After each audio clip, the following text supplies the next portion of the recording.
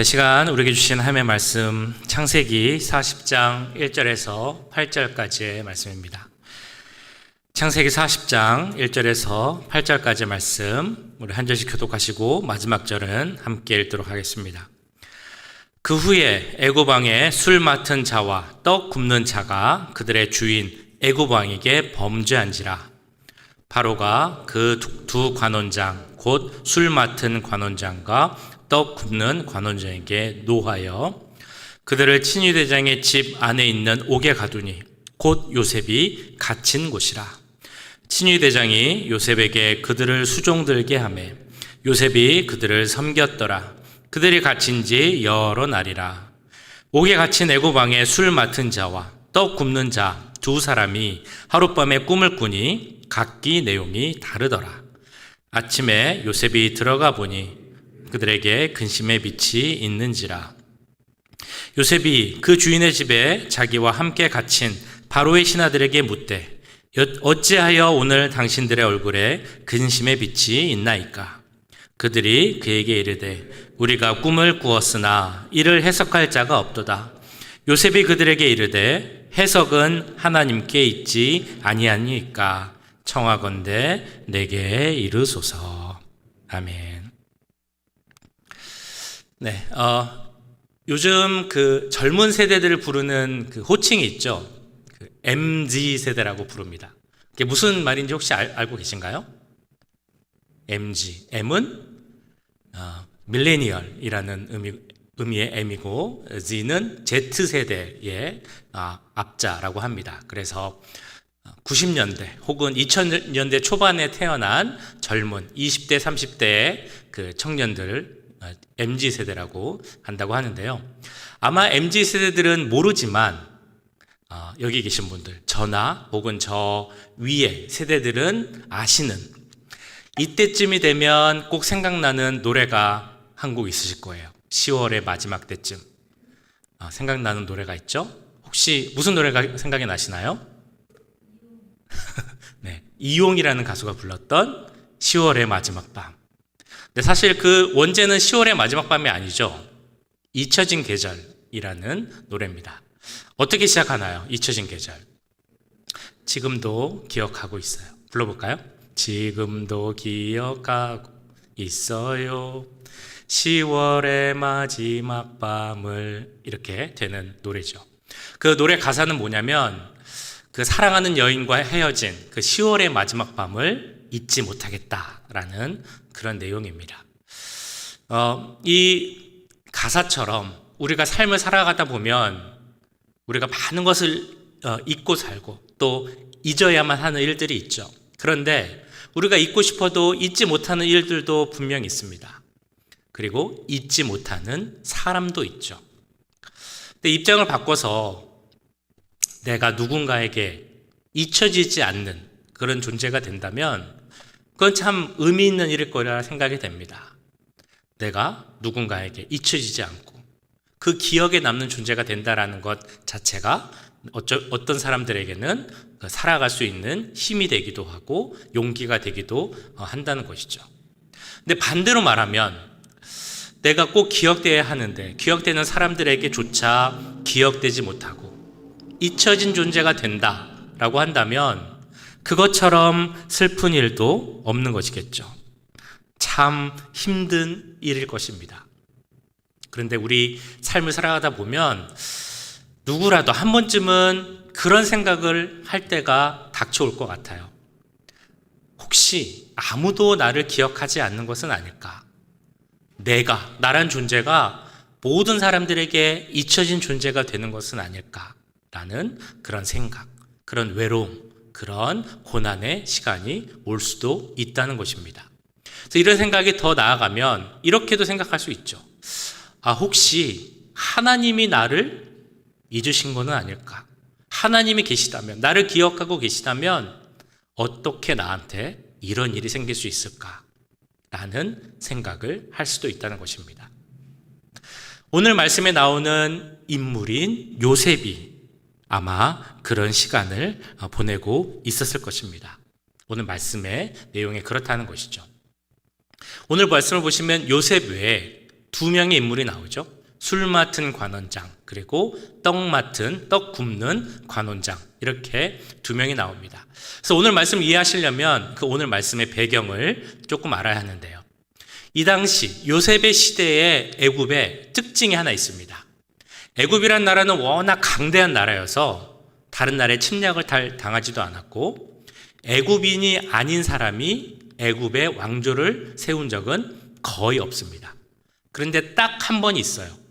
힉소스라는 민족이 애굽을 정복하고 그 애굽의 왕조를 세웠습니다. 근데 그게 언젠가 하면 바로 이 요셉의 시대, 오늘 말씀이 나오는 이 시대가 바로 그 시대였다는 것이죠. 근데 이것이 중요한 이유는 바로 이 정복 왕조가 있는 시대였기 때문에 요셉이 총리가 될 수 있었다라는 것입니다. 우리가 조금만 생각해 봐도 이상하잖아요. 요셉 같은 이방인도 큰 나라의 그 민족이 아니고 히브리 민족, 조그마한 민족에 속해 있는 이방인입니다. 그리고 노예 출신이에요. 그런 사람이 어떻게 애굽의 총리가 될 수 있겠습니까? 그것이 가능했던 것은 그 나라가 정복 왕조였기 때문에 이방인에 대해서 조금은 오픈된, 관대한 정책을 펼쳤기 때문이죠. 사실 이거는 이상하고 희한한 일이 아니라 무슨 일입니까? 하나님의 계획 안에서 다 이루어진 그런 일이죠. 자, 그런데 이런 힉소스 왕족, 이 정복 왕조는 말 그대로 정복 왕조였기 때문에 아주 강력한 공포 정치를 하고 있었습니다. 혹시라도 자기들의 왕권, 그것을 위협하는 그런 반동의 이미지, 그런 움직임이 있었다면 바로 거기에 그 사람들을 다 중범죄자로 여기고 감옥에 넣었다는 것이죠. 그래서 실제로 애굽의 그 역사를 연구하는 사람들이 보면 애굽 시대에, 특히 그 시대에 그 감옥, 중범죄자를 다루는 감옥, 정치범 수용소가 많이 있었다고 하는데요. 정치범 수용소라고 하면 지금 들어도 생각나는 그 이미지가 있죠. 아주 악랄하고 악독하고 한번 들어가면 나오기 힘든 살벌한 분위기의 감옥. 그 감옥이 바로 오늘 나오는 그런 감옥이라는 것입니다. 애굽 시대에도 이 정치범들, 중범죄자들, 반역한 사람들이 들어가는 감옥은 한번 들어가면 다시 나올 수 없는 그런 감옥이죠.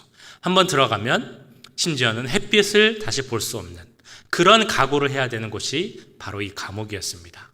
대부분은 사형을 당하고 죽지 않더라도 종신형으로 그곳에 살아야 하는 곳이 바로 이 정치범 수용소였다는 것이죠. 정복 왕조의 특징이 반역에 대해서 이렇게 엄했다면 또 하나의 특징이 있다면 그 위협에 대해서 아주 철저하게 대비를 했다는 것입니다. 이 왕들을 살해하고 위협할 수 있는 가장 좋은 방법이 있다면 바로 음식을 통해서 하는 거였겠죠. 음식에 독을 넣어서 그 왕을 죽이는 것이 아마도 제일 좋은 방법 중에 하나였을 것입니다. 그렇기 때문에 이 애굽 왕조는 뭐 다른 왕조 시대도 마찬가지겠습니다만 먹는 것에 대해서 아주 엄격히 했죠. 그것을 관리하는 사람이 바로 오늘 나오는 술 맡은 관원장, 그리고 떡을 굽는 관원장입니다. 그래서 1절에 보시면 뭐 술을 맡았다, 떡을 구웠다라고 해서 이 사람들이 직접 음식을 요리했나라고 생각하실 수도 있지만 그런 건 아니고 그 음식을 관리하는 그 부서의 관원장이 두 사람이었습니다. 그래서 이 사람들은 음식이 나오면 왕이 그것을 먹기 전에 앞서서 그 음식을 이제 맛본 것이죠. 우리 한국으로 치면 그 역할을 한 사람들을 뭐라고 하죠? 기미상궁이라고 하죠. 왕이 먹기 전에 음식을 먹어서 괜찮나 확인해 보는 게 기미상궁의 역할입니다. 이 기미상궁하고 이 관원장들의 역할에 차이점이 있습니다. 기미상궁은 자기가 먹고 이제 뒤로 빠져서 왕이 먹을 수 있도록 이렇게 한다면 관원장은 맛을 보고 확인한 다음에 그 자리에서 같이 왕하고 먹었습니다. 왕의 가장 가까운 자리에 앉아서 항상 함께 식사를 하는 사람이 바로 이 관원장이었죠. 그러니까 음식을 관리하고 뿐만 아니라 왕을 보호하는 역할, 지금으로 따지자면 뭐 경호실장 뭐 그런 정도의 역할이었을 것입니다. 그러면 이 술 맡은 관원장, 떡 맡은 관원장, 어떤 사람을 지키겠습니까? 가장 믿을 만한 사람, 신뢰하고 신임할 수 있는 사람, 측근 중에 측근을 이 관원장의 역할을 주겠죠. 그래서 우리가 성경의 다른 부분에 이 관원장을 맡은 사람이 나오는데요. 바로 느헤미야가 바로 그 관원장이었습니다. 그 나라 그 시대에 왕의 신뢰를 받고 신임을 받아서 이방 나라에 있었지만 술 맡은 관원장 역할을 했던 사람이 바로 느헤미야였었죠. 자, 그럼 이런 생각을 한번 해보면 좋겠습니다. 지금 제가 쭉 말씀드린 이 관원장들, 술 맡은 관원장, 떡 굽는 관원장, 한마디로 고위 관직에 있는 이 사람들하고 우리 말씀의 주인공인 요셉이 서로 만날 수 있는 확률을 생각해 보면 그 확률이 몇 %나 된다고 할 수 있을까요? 네, 제로, 거의 0%라고 할 수 있겠죠. 거의 만날 그 가능성이 없다는 것입니다. 요셉은 어떤 상황이 있었습니까? 그는 형제들에게 팔렸죠.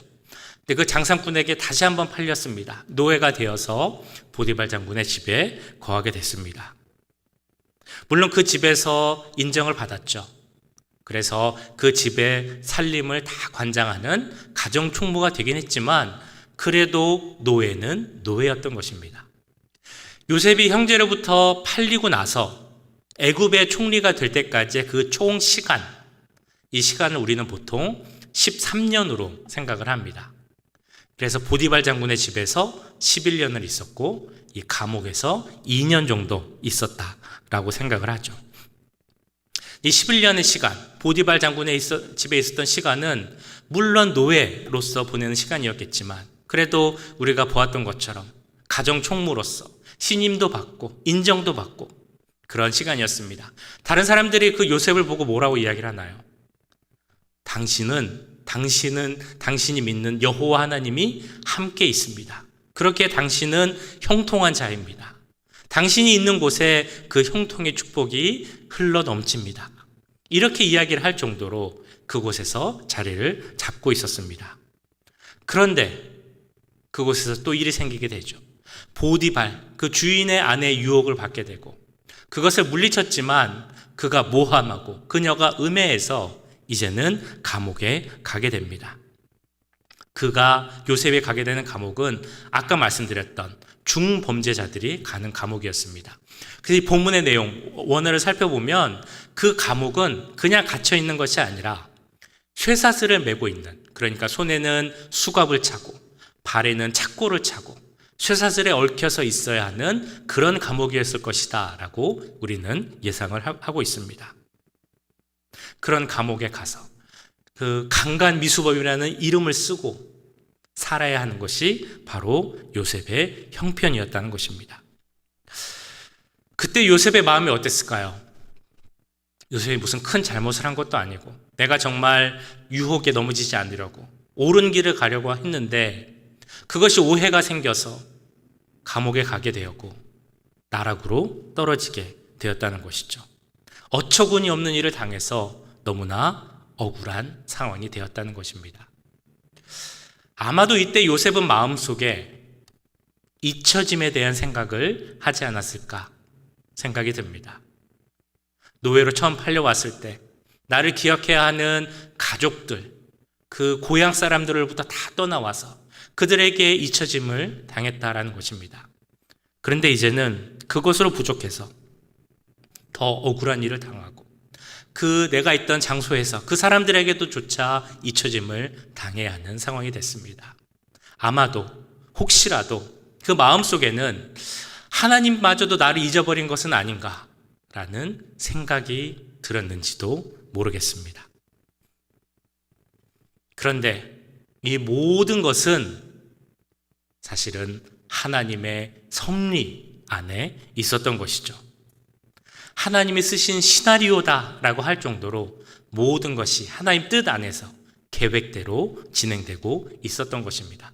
하나님께서 요셉을 사용하시기 위해서 제일 먼저 필요했던 것은 바로 요셉이 애굽의 총리가 되는 것이었죠. 애굽의 총리가 되기 위해서 필요한 것이 무엇이었습니까? 바로 그 애굽에 있었던 고위 관리들을 만나는 일이었습니다. 그래서 요셉은 감옥에 가게 됩니다. 감옥에서 억울했겠지만 거기서도 요셉은 또 그 성실한 모습, 신실한 모습의 생활을 하게 되죠.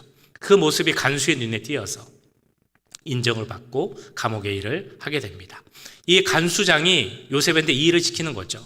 죄인들, 특별히 그 중에서 고위 간직자들을 시종드는 그 일을 하라고 그 일을 맡기는 겁니다.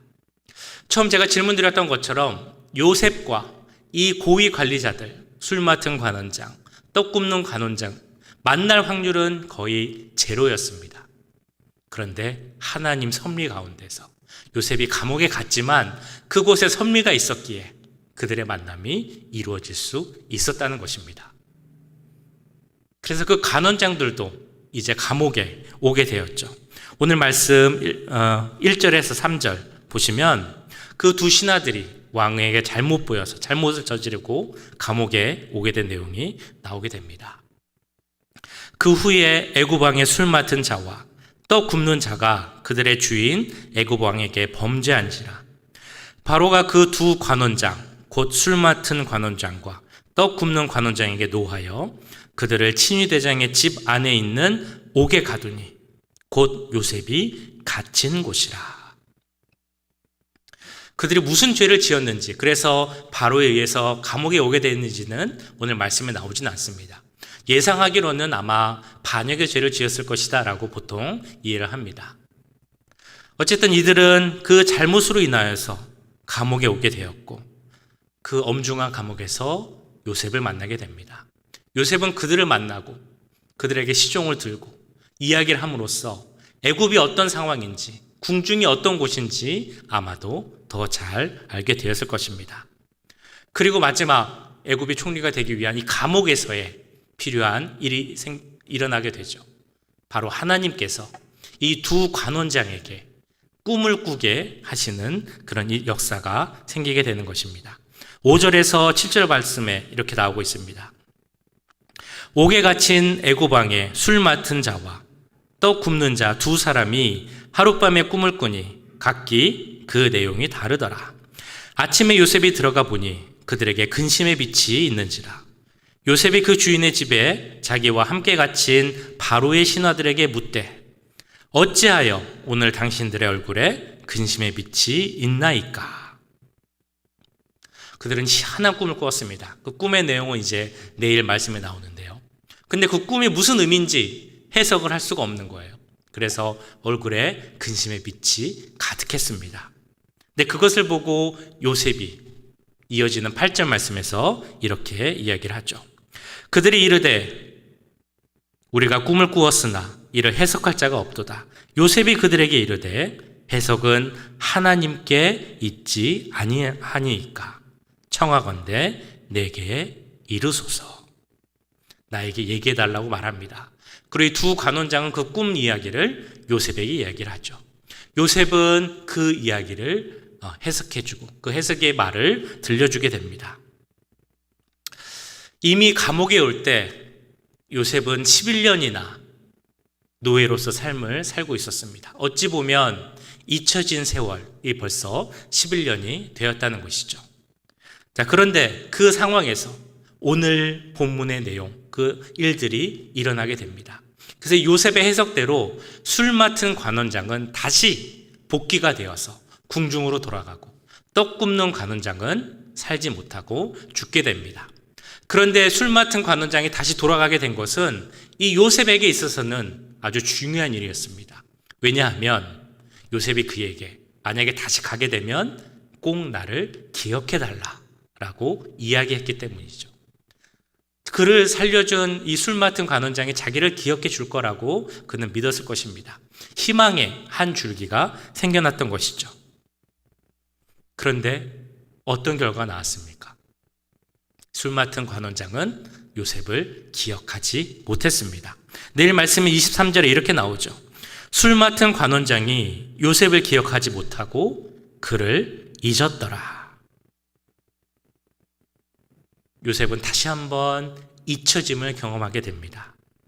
그가 가졌던 한 가닥 희망은 사라지고 그 감옥에서 다시 2년을 더 보내야 했던 것입니다. 아마도 이 2년은 예전의 11년보다 더 길게 느껴졌을지도 모르겠습니다.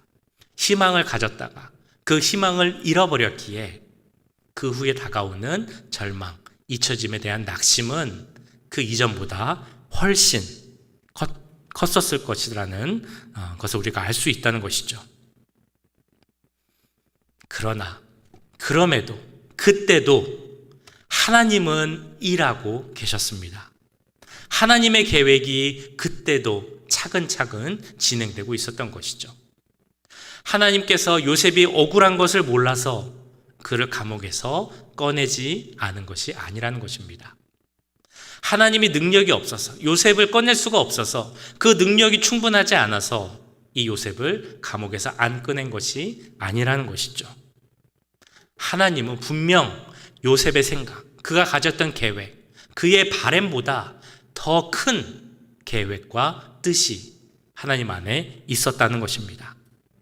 요셉에게 꿈을 주셨던 것처럼 그를 높이고 그가 총리가 되게 하셔서 그로 말미암아 더 많은 사람을 구원하게 하시려는 계획이 하나님 안에 있었던 것이죠. 그리고 그 일은 하나님께서 정하신 때에 하나님의 방법으로 이루어지게 됩니다.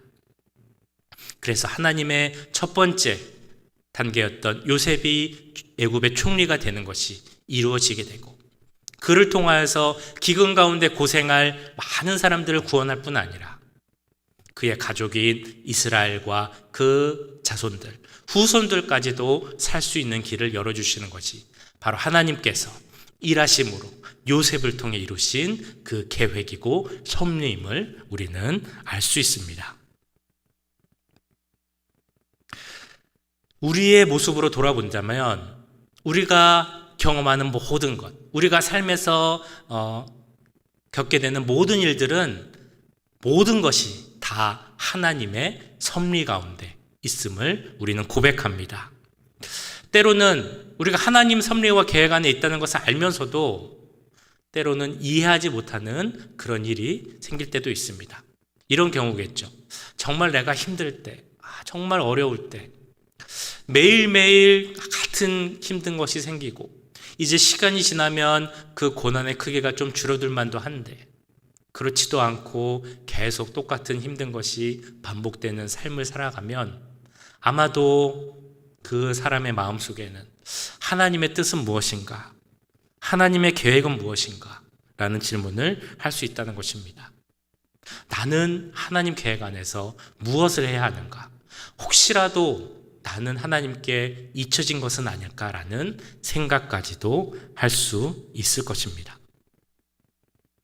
그러나 분명한 사실이 있죠. 하나님께서는 우리를 절대 잊지 않으신다라는 것입니다. 우리는 잊혀지지 않는 존재입니다. 우리가 우리를 잊으신 것은 아닌가라는 생각을 할 때도 하나님은 우리를 위해 일하고 계신다라는 것이죠. 우리가 꼭 기억해야 하는 것이 무엇이겠습니까? 내가 그런 생각을 할 때도, 내가 그런 고난 가운데 있을 때도 나는 잊혀진 존재가 아니고 나를 위하여서, 그런 고민 가운데 있는 나를 위하여서 하나님은 그때도 일하고 계신다라는 사실입니다. 혹시 야곱과 요셉의 차이를 한번 생각해 보셨습니까? 오늘가 말씀을 쭉 보고 있고 한동안 이제 야곱을 보다가 이제 얼마 전부터 요셉을 보고 있는데요. 야곱과 요셉, 그 성경에 나오는 말씀의 내용을 봤을 때 야곱과 요셉의 가장 큰 차이가 있다면 무엇이 있을까요?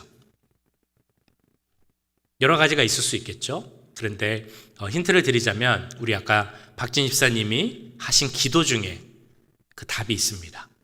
야곱과 요셉의 차이. 그건 바로 하나님을 직접 만나는 그 내용이 있고 없음의 차이가 있습니다.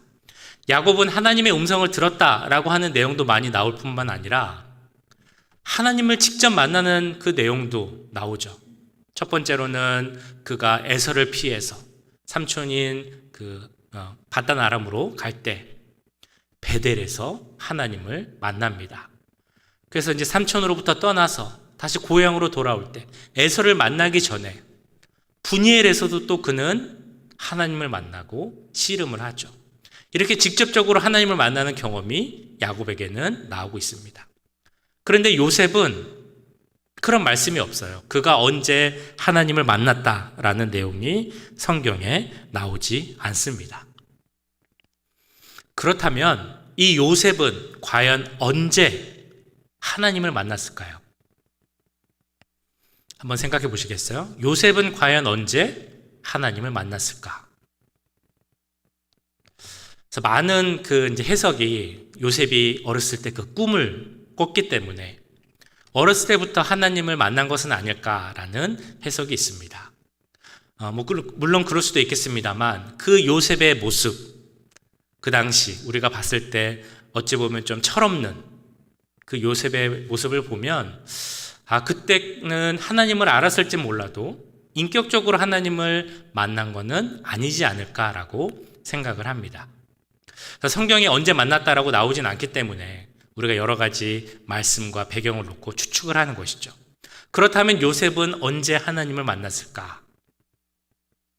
아마도 그가 형제들에게 팔려서 애굽으로 갔을 때 그런 삶은 생각조차 안 해봤겠죠. 한 번도 상상도 안 해봤을 텐데 하루아침에 노예가 되어서 정말 그 고난 가운데, 어려움 가운데, 참담한 가운데 있을 때 그는 하나님을 찾았을 것이고 절실한 마음으로 하나님의 이름을 불렀을 것이고 바로 그때 하나님을 만났을 것이다 라고 생각을 하고 있습니다.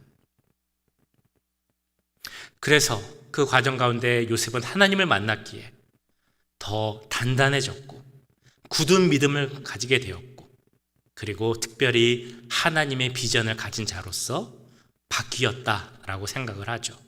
그가 이전에 꾸었던 그 청소년기에 꾸었던 꿈을 생각하며 그 꿈의 의미, 진정한 의미가 무엇인가를 깨달았을 것이다 라고 생각을 하고 있습니다.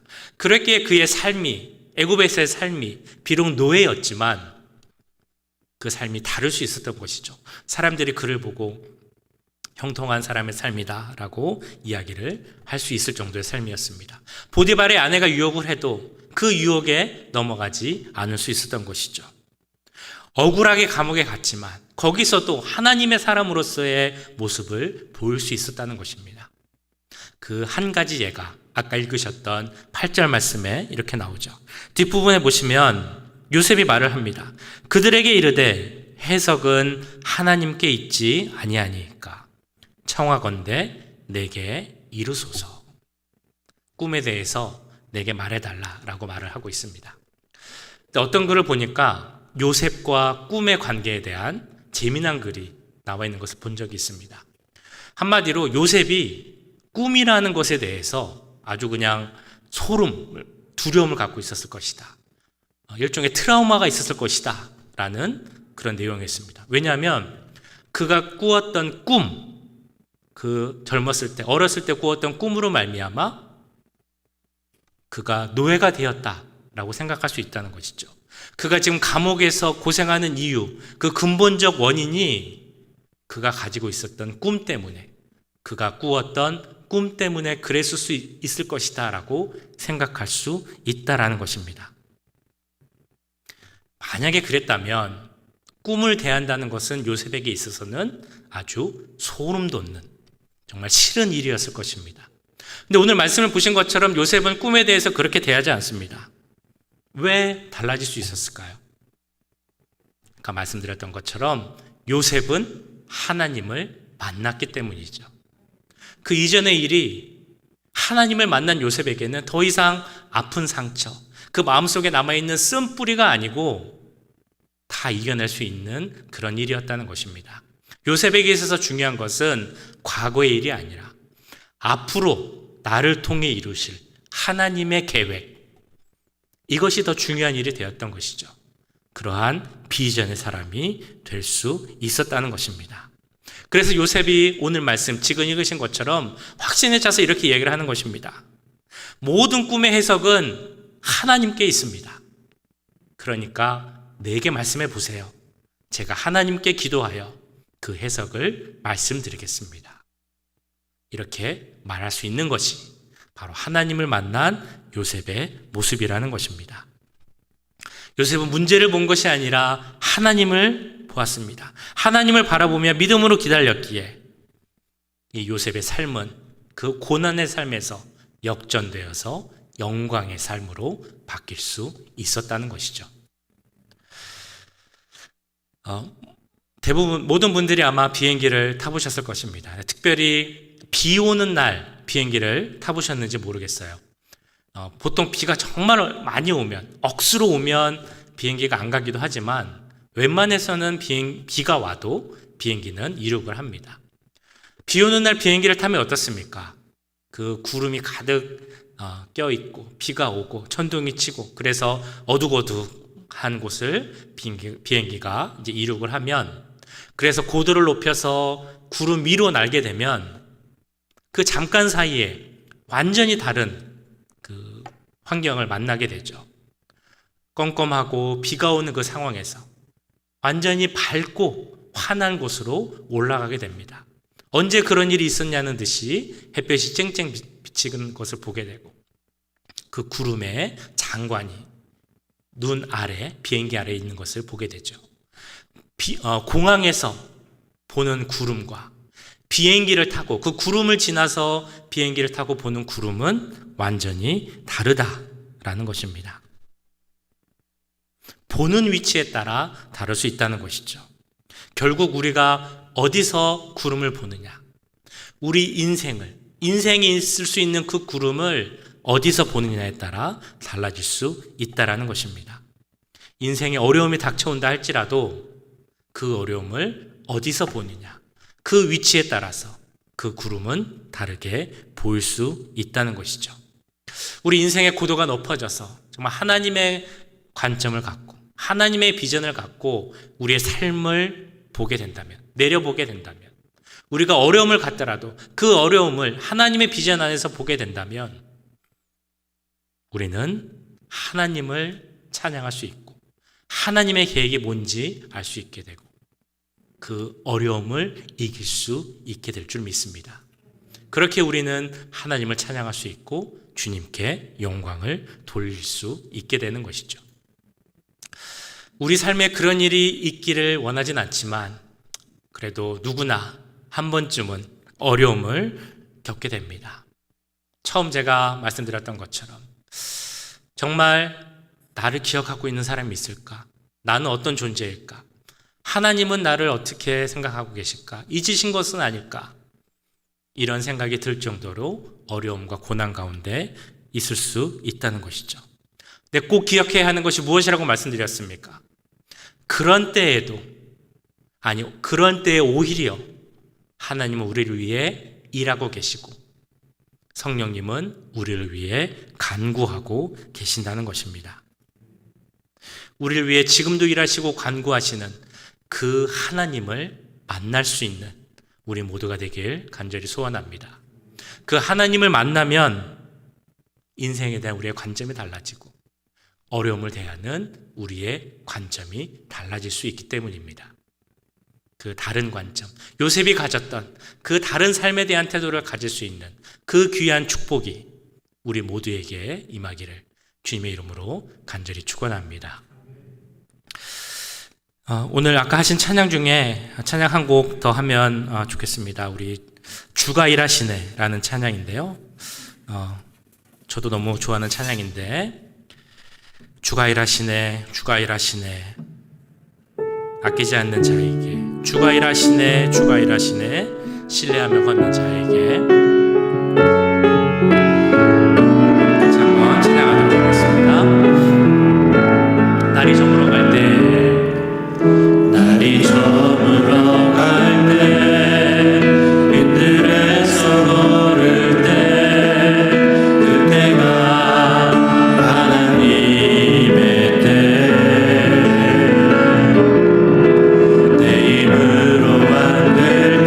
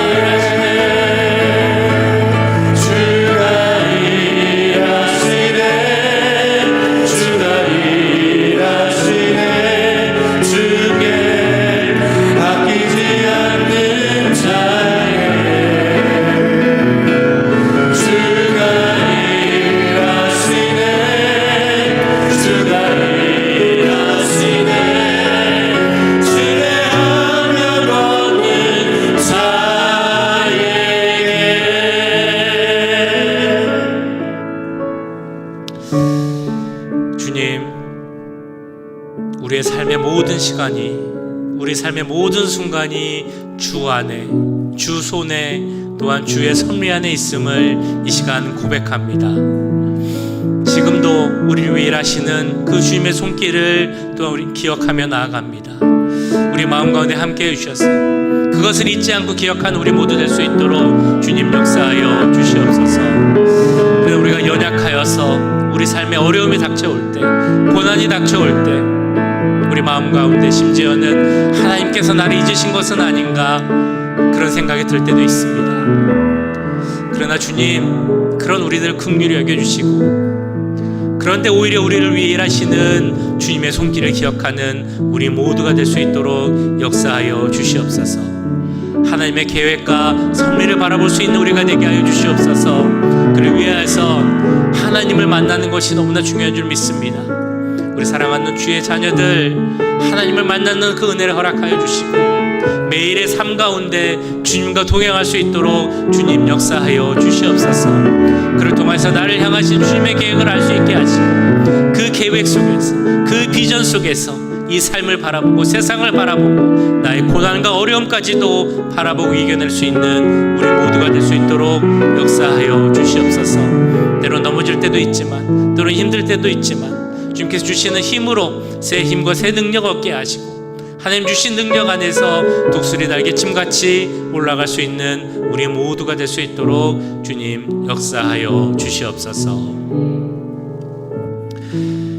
지금은 우리 주 예수 그리스도의 은혜와 하나님 아버지의 무한하신 사랑하심과 성령 하나님의 감화 감동 역사 교통하심이 나를 통해, 그리고 우리를 통해 이루고자 하시는 하나님의 크신 뜻이 있음을 깨닫고 그 뜻에 순종하며 하나님의 일을 해나가길 원하는 이 자리에 함께한 모든 주의 자녀들과 그 가정과 직장, 우리 교회 위에 지금부터 영원까지 함께 하시길 간절히 축원하옵나이다. 아멘.